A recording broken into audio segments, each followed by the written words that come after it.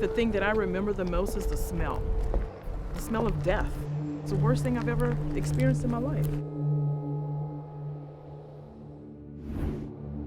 In 2005, Hurricane Katrina tore through New Orleans. I cannot believe that this is 13 years after the storm and it still looks like I can't this. either. The desperate cries from the people pulled nurse practitioner Scharmaine Lawson back to her hometown. I was pretty much doing house calls in this area right after Hurricane Katrina. This is the 9th ward. What was it like when you first came back here? What did you see? It was terrible. You know, there was no electricity. You would see people who were shooting. You saw National Guards. It was just unbelievable. All it would do was just get in, get my patients what they needed, and go on back to my family. When the levees were breached, more than 75% of the city was submerged in the rising floodwaters. The devastation forced the evacuation of roughly 25,000 healthcare providers, shuttered 4 major hospitals, and wiped away the medical records of nearly 1 million residents. I was one, if not the only one, back in the city providing house calls and primary care to so many people who needed it at that time.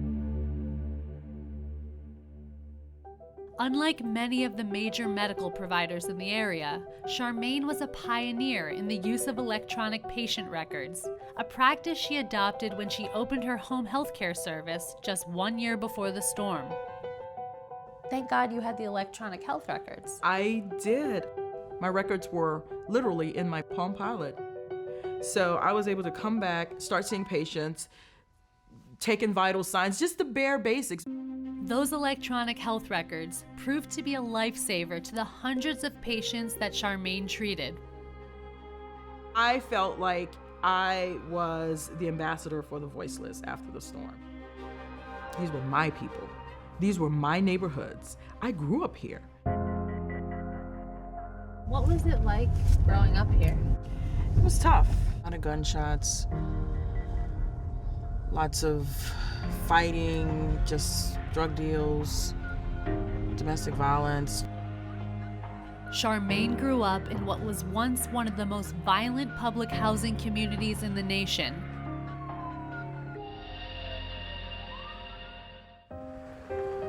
And the odds were stacked against Scharmaine from the very start. Her father was sent to prison across the country before she was even born. And her mother surrendered all parental rights when Scharmaine was just 4 months old. My mama wasn't able to take care of me when she was younger, and she chose my paternal grandmother to raise me, and it was the best decision she could have ever made, and we were inseparable. Lacking even a high school education, Granny did everything possible to help Scharmaine get ahead in life, spending her days cleaning houses to save enough money to send her granddaughter to private school. What my grandmother instilled in me was an extreme work ethic. I saw her go and do house cleaning every day just to give me everything that she never had. Your grandmother sounds like she was a beautiful soul. She was amazing, and I'm so happy that she raised me. I shudder to think where I would be without her love, direction, and spiritual guidance. As a thank you, Scharmaine was determined to give her grandmother a better life. And as soon as I graduated from high school, I became a nursing assistant. And at that moment, I said, yes, we will be able to live. Scharmaine went on to juggle her new career and nursing school and nailed the board exam on her first try. You could take care of your grandma now. Finally, I was able to give back to her. Scharmaine earned her master's degree as an advanced nurse practitioner. After graduating, she volunteered at clinics in the Dominican Republic and Puerto Rico before returning to Louisiana in 2004, where she opened the state's first ever nurse practitioner-run house call service to treat the elderly and disabled, especially those in low-income neighborhoods. She is a great doctor. I loved her.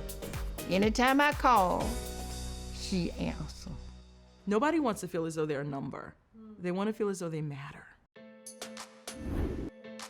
Scharmaine has created programs to help train other nurse practitioners on the front line, and even completed her doctorate, something only 1% of people in her field ever achieve, in hopes of creating long-term change.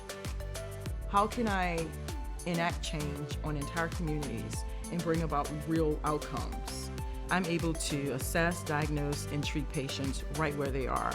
And that's very rewarding to me, especially when I get into communities where they don't have any healthcare options. There are no physicians, no hospitals or clinics nearby. I get to provide house calls and go into the home and provide primary care. Everybody's life matters, and people should have the same opportunities no matter where they are. Absolutely.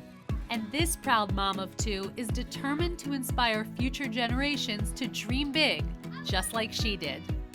They can't aspire to be something that they have no clue about. So Scharmaine launched a series of children's books called Nola the Nurse, Who wants to hear a story about Nola? which teaches kids about the many roles of advanced practice nurses and introduces them to different types of families and cultures. Say, hey, Nola! And I love how in the books you talk about all the multicultural homes Yes. that Nola goes to. Whenever you go to someone's home, you're entering a different culture. You need to recognize that and you need to respect it. And that's what I learned by doing what I do. Whether she's in schools, training others, on the front lines, or overcoming her own obstacles, Scharmaine is determined to leave her mark. At the end of the day, you want to be able to leave a legacy of what you've done. And what do you want your legacy to be? I want people to realize that things may be dark, but if you rely on hope, brightness is just around the corner. If this modern hero inspires you, please share. It helps us bring you more stories. And don't forget to subscribe to our Modern Hero YouTube channel.